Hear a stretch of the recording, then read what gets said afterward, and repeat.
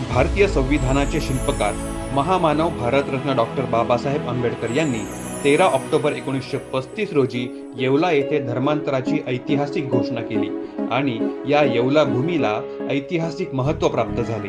मुक्तीभूमी म्हणून संबोधण्यात येणाऱ्या या ऐतिहासिक स्थळाला दादरची चैत्यभूमी आणि नागपूरच्या दीक्षाभूमीप्रमाणेच अनन्यसाधारण महत्त्व आहे।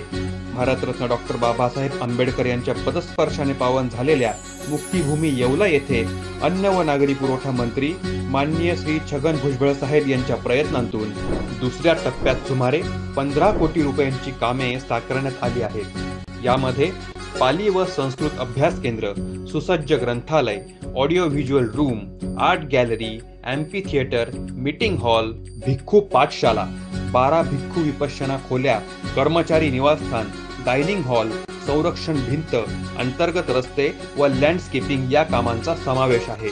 या कामांचा लोकार्पण सोहळा नॉर्वे येथील वॉटसनपॉंग मेडिटेशन सेंटरचे संचालक पूजनीय ख्रुसूत मता वाचाई मठी तसेच बुद्ध इंटरनॅशनल वेलफेअर मिशन बुद्धगयाचे संस्थापक सचिव पूजनीय भिक्खू बी आर्यपाल यांच्या शुभहस्ते आणि माननीय नामदार श्री छगन भुजबळ साहेब यांच्या अध्यक्षतेखाली पार पडणार आहे।